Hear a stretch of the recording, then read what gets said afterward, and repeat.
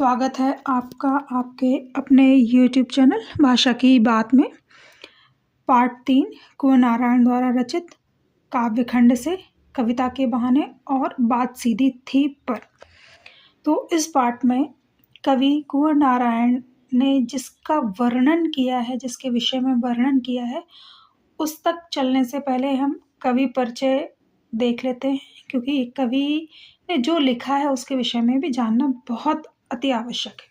फिर कुंवर नारायण आधुनिक हिंदी साहित्य में नई कविता के प्रमुख कवि माने जाते हैं और इनका आगे के तार सप्तक में महत्वपूर्ण स्थान है। इनका जन्म उत्तर प्रदेश के फैजाबाद जिले में 19 सितंबर 1927 को हुआ था। इनकी प्रारंभिक शिक्षा स्थानीय स्कूल में हुई। इन्होंने लखनऊ विश्वविद्यालय से उच्च शिक्षा ग्रहण की। कुछ दिनों तक युग चेतना नामक प्रसिद्ध साहित्यिक मासिक पत्रिका का संपादन किया। ये एक भ्रमणशील व्यक्ति थे। भ्रमणशील किसे कहते हैं? जो ट्रैवलिंग करता रहता है उसको कहते हैं भ्रमणशील व्यक्ति थे। इन्होंने चेकोस्लोवाकिया, पोलैंड, रूस, चीन आदि देशों का भ्रमण किया है।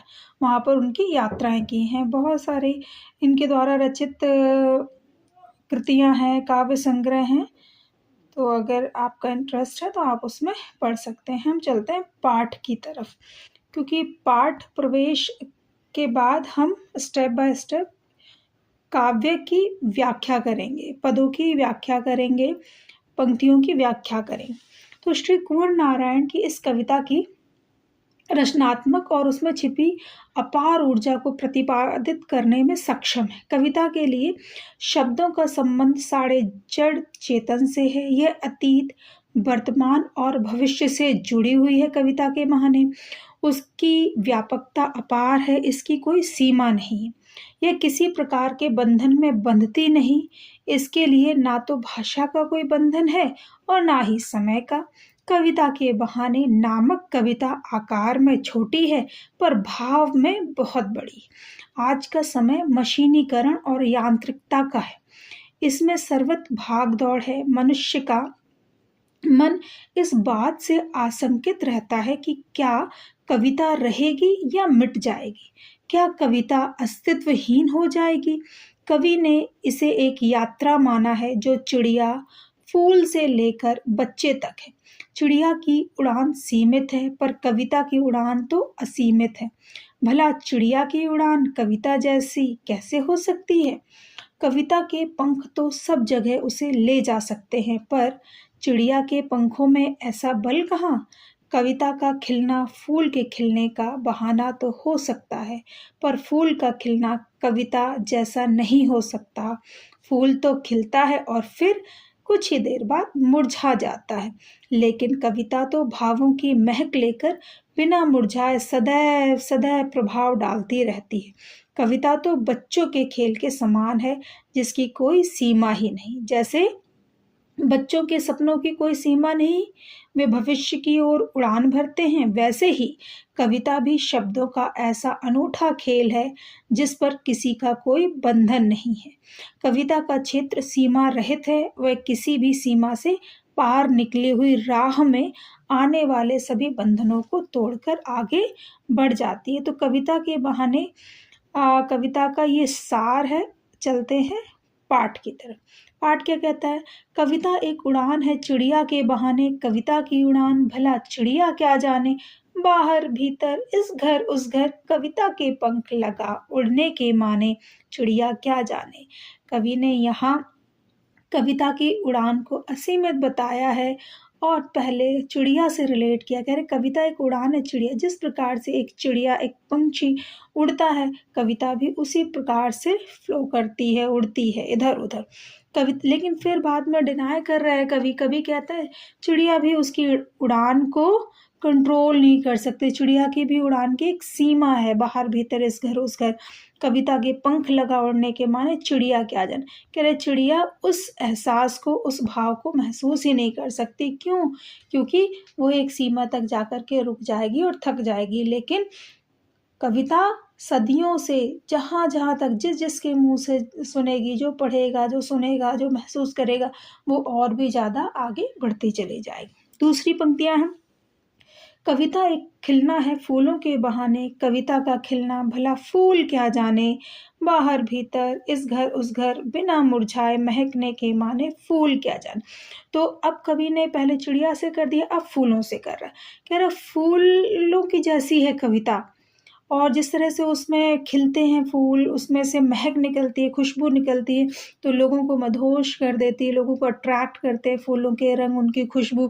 कह रहे कविता का खिलना भला फूल क्या जाने, फिर उसको डिनाई कर दिया। कह रहे कविता का खिलना फूल नहीं जान सकता। रीज़न उसके पीछे क्या दे दिया, कह रहा कि कविता फूलों की तरह नहीं हो सकती, क्योंकि उसकी भी एक निश्चित सीमा होती है, एक निश्चित सीमा के बाद वो भी मुरझा जाते हैं, और वो भी मुरझा करके बिखर जाते हैं। और फिर बाद में लेखक ने क्या कहा है कि कविता की उड़ान की सीमा को बच्चों से रिलेट किया। कह रहे जिस प्रकार से बच्चे इस घर उस घर ग्रो कर रहे हैं, बढ़ते जा रहे हैं, उनकी कल्पनाएं अनंत हैं, तो उसी प्रकार से कविता की भी कल्पनाएं, कविता की भी सीमाएं अनंत और अनंत हैं। बच्चों से रिलेट इसको कर दिया।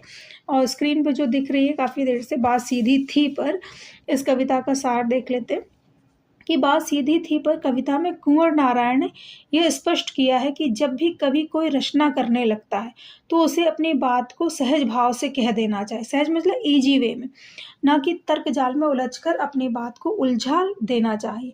अंडा आडंबरपूर्ण शब्दावली से युक्त रचना कभी भी प्रभावशाली तथा प्रशंसनीय नहीं होती।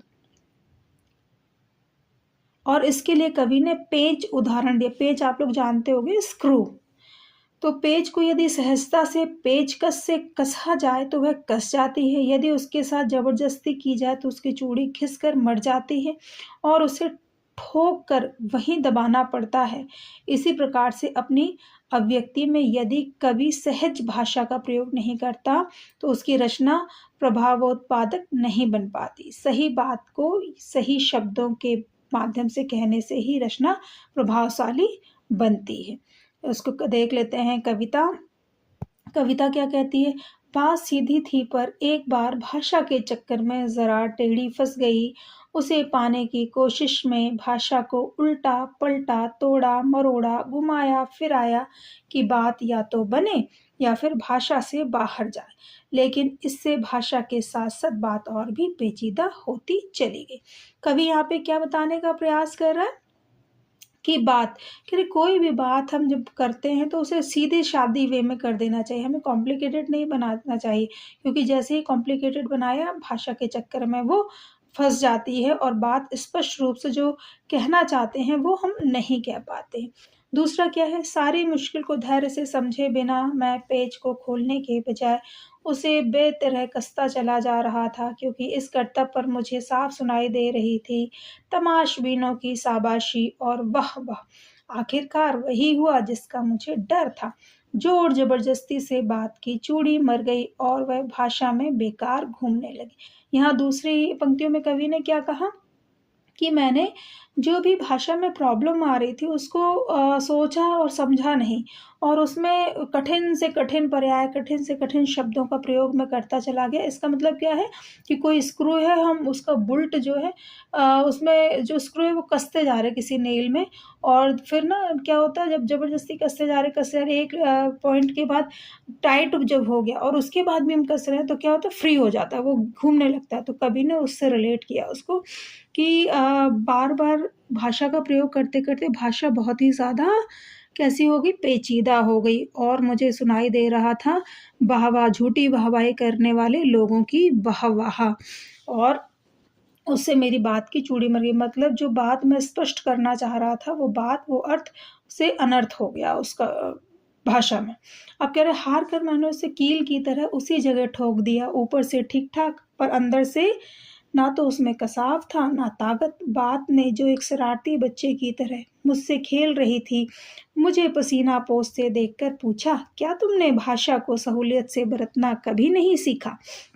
तो लेखक अपने मन के भाव बता रहा है कि हार कर कील की तरह, कील कैसी होती है, उसमें स्क्रू नहीं होता ना, हम दीवार में ऐसे ही ठोकते हैं तो ठुकते चली जाती। तो कह रहे हैं मैंने उस स्क्रू को कील की भांति ज़बरदस्ती ठोक दिया। कैसे ठोक दिया? ऊपर से ठीक-ठाक लग रही है लेकिन अंदर से उसमें कोई भी टाइटनेस नहीं, कोई भी कसाव नहीं, वो कभी भी बाहर की तरफ निकल सकती है। तो उसी तरह से मैंने जैसी भाषा टफ़ होती गई मैंने एज़ इट इज़ उसको जाने दिया और उसमें और भी ज़्यादा प्रैक्टिकल करना छोड़ दिया। तो अब कवि अपने आप से ही पूछ रहा है, ऐसे लग रहा है कि जो भाषा है वो एक बच्चे का रूप लेकर के उससे बात कर रही है। कह रहे एक शरारती बच्चे की तरह मुझसे खेल रही थी भाषा और मुझे पसीना पोंछे देखकर पूछा, क्या तुमने सहूलियत के साथ इसको बरतना नहीं सीखा? सहूलियत के साथ मतलब क्या हो गया? ईज़ी वे में क्या बरतना नहीं सीखा। ये दोनों कविताओं का सार और उनकी व्याख्या थी और आपको जो दिखाई दे रहा है शब्दावली कैसी है? खड़ी बोली है, सरल है, सुबोध है शब्दावली और तर्कशील है, प्रश्नशील शब्दावली है।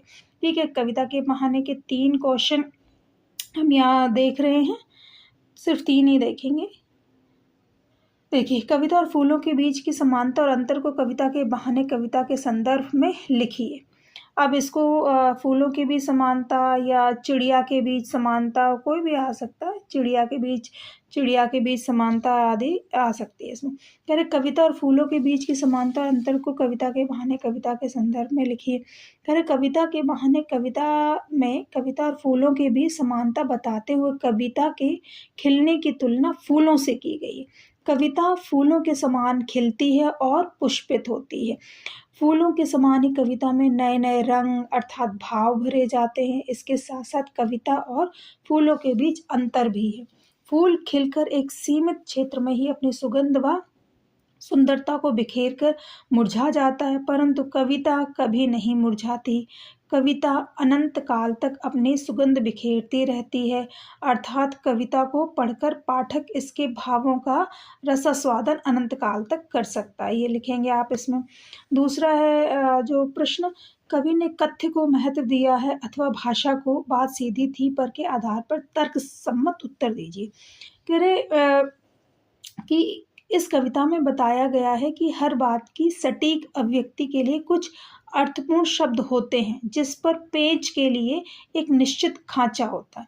उसी प्रकार हर बात को बताने वाले शब्द भी सुनिश्चित होते हैं। यदि हम उनमें नयापन का दिखावा करने के लिए अनावश्यक शब्द डालने का प्रयास करेंगे, तो वे उसी प्रकार हो जाएंगे जैसे पेज की चूड़ी टूटने पर पेज खांचे के अंदर ही बिना कसाव लाए घूमता रहता है। अर्थात कवि नए शब्दों की व्याख्या करता रह जाएगा और जिस मूल संवेदना को वह व्यक्त करना चाहता है, उस बात का मूल भाव प्रभावहीन हो जाएगा। इसीलिए कवि स्वाभाविक एवं सहज भाषा के प्रयोग पर बल देता है। एक और है यहाँ पे कि कवि किसकी बात कर रहा है? कवि ने कविता की उड़ान और खिलने को चिड़िया और फूलों से किस तरह भिन्न बताया? कह रहे कवि का मानना है कि कविता की उड़ान सीमाहीन एवं अनंत होती है। क्यों सीमाहीन का मतलब क्या है? बाउंड्रीज जिसकी नहीं होती हैं, वो बाउंड्रीज के बाहर हवा की तरह चारों पूरे संसार में, पूरे ब्रह्मांड में निहित होती है। क्योंकि कविता में कवि का मन भावों एवं असीम कल्पनाओं के पंख लगाकर उड़ता है, जबकि चिड़िया के पंखों का एक निश्चित एवं सीमित सामर्थ्य होता है। इसके अतिरिक्त चिड़िया सभी स्थानों तक उड़कर नहीं पहुंच सकती, जबकि कविता की उड़ान में यह संभव है। इस प्रकार सीमा एवं सामर्थ्य संबंधी अंतर चिड़िया और कविता की उड़ान का मुख्य अंतर है। और कवि कहता है कि कविता एवं फूल दोनों खिलते हैं, लेकिन फूल एक बार खिलकर मुरझा जाते हैं, नष्ट हो जाते हैं, जबकि दूसरी ओर कविता एक बार खिलने अर्थात शब्दों के रूप में अभिव्यक्ति प्राप्त कर लेने के बाद निरंतर नया अर्थ ग्रहण करके विकसित होती रहती है। वह कभी नष्ट नहीं होती, अपितु समय बीतने के साथ साथ वह अधिक व्यापक अर्थ ग्रहण करके अमिट हो जाती है। मतलब वो कभी भी समाप्त नहीं होती, अमिट हो जाती है मतलब अमर हो जाती है। ठीक। और इसी के साथ ये वाला जो प्रश्न है इसमें पूरी कविता का सार आ गया। बहुत इम्पोर्टेंट है, वेरी वेरी इम्पोर्टेंट है और इसमें भी बासी दीदी का पूरा सार आ गया। तो इस तरह से आप अपने परीक्षा की तैयारी कर सकते हैं। Thank you for watching video.